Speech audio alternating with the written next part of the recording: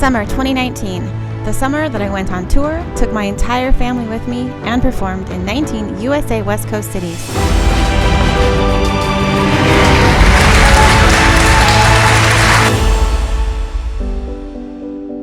For years, my fans have been asking me to do more concerts or go on tour. Usually, I just do a handful of larger concerts every year. The thought of actually producing and putting on a tour always completely overwhelmed me. But at the beginning of 2019, I decided to finally go for it. And not just sort of, maybe, but I was all in.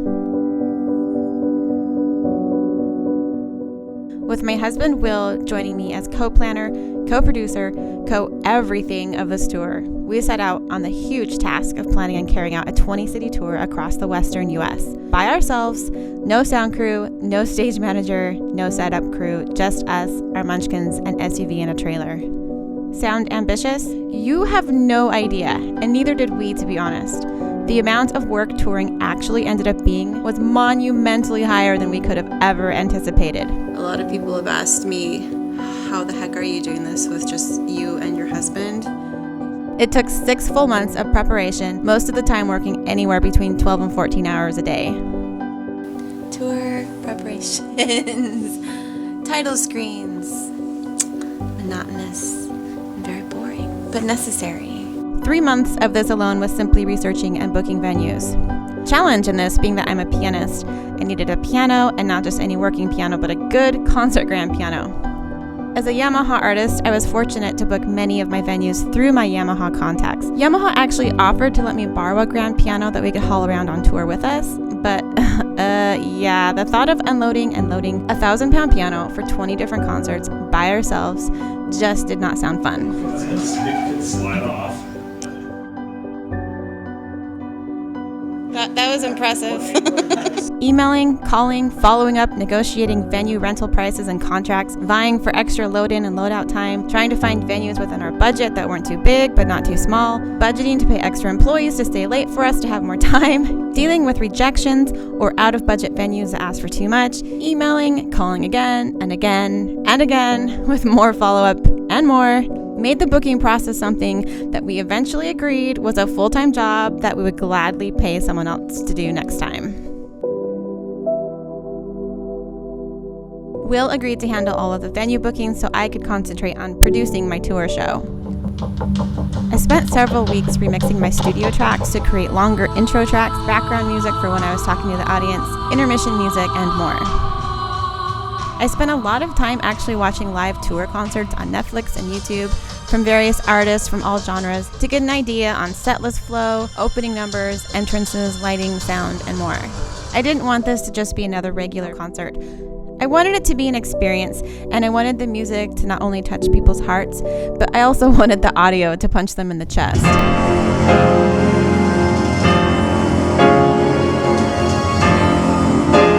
We spent time researching sound equipment since we wanted to tour with our own gear instead of relying on whatever the venues had. You guys are being so good. We're here researching lighting and sound for my tour, and look how good they're being. Preston, who is that on the wall? My son does not know who Big Bird is. Big Bird? Do you know Big Bird?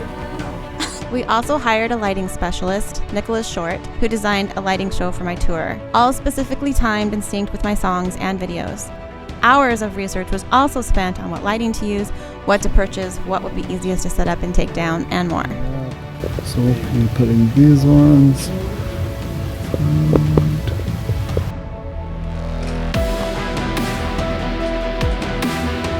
Tour equipment.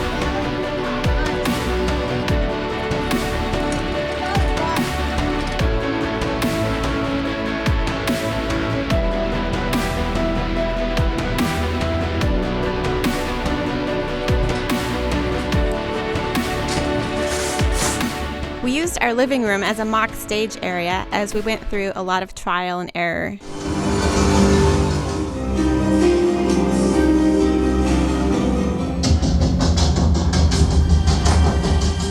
One of the challenges of my music in particular is that the orchestral element is a huge signature part of it, but I also need the piano to cut through and stand out. I wanted the audience to feel that punch with the music, but I also didn't want to get drowned out on the violin and piano. Again, lots of research and asking around to some of our music friends to get recommendations on mics, placement of mics, and more proved helpful. And I am listening to all the mastered tracks that I just got back today from my engineer in Stockholm for my tour. So that's what I'm doing.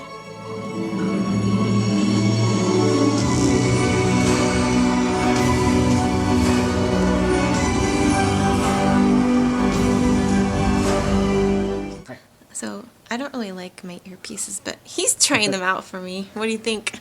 Good. I'm the Jennifer Thomas monk. We also spent a ton of time creating custom merchandise specifically for the tour. All items related to the theme of my album, which included some sort of fire-related items, as well as items promoting confidence and body positivity for Girl in the Mirror. Tour posters, media images, event listings, and more were created, printed, and mailed out. Yo, just wanted to show you the current status of my house. Yeah, there's that. News of the tour was finally released, tickets were being sold, and I was even getting messages from people saying they were flying out from other states to attend. You know when tickets are being sold that this is actually going to be happening. How does one pack for 8 weeks on the road? And with kids too. Having previously taken the kids on an extended 4-week road trip around to the national parks, I had this one in the bag. 1 Ziploc for 1 outfit, including tops, bottoms, and underwear, 10 outfits total. Each kid got their own duffel bag. Laundry cycles were done on the road every 10 days or sooner if needed. So every time my husband has a ultra race, well not every time, but a lot of times we've done t-shirts to support him, and my boys are doing tour t-shirts! As for me, I bought a dress rack off of Amazon. Knowing that I was going to be doing 20 concerts, I needed lots of dress options and variation.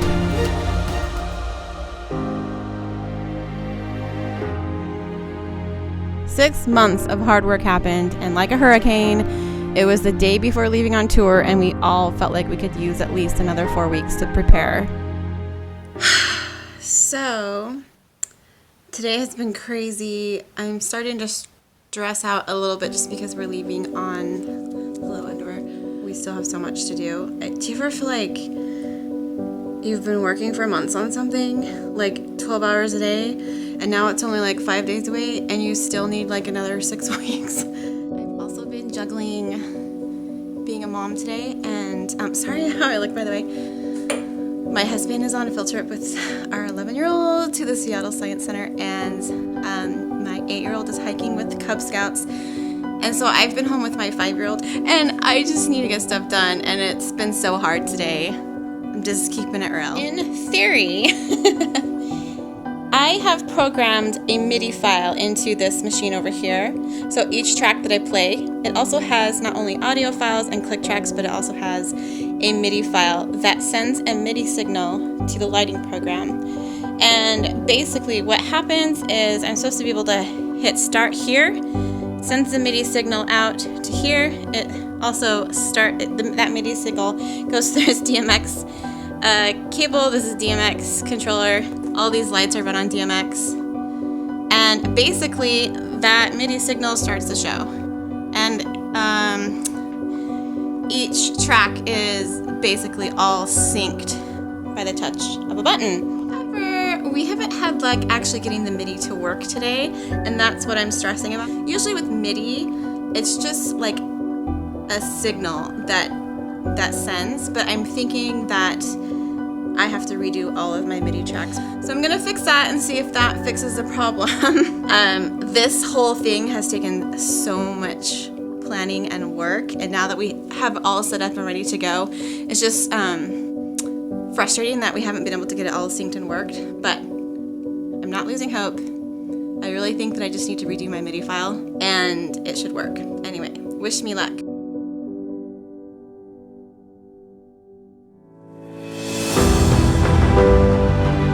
It took a full day of loading the tour trailer. We didn't even get on the road until that evening and still had a 6-hour drive to get to our first concert city. How are the concerts going to go though? We had absolutely no idea. We planned our cities based on my streaming stats, but would those stats actually translate to positive ticket sales? We really had no idea and didn't know what to expect. Only time would tell.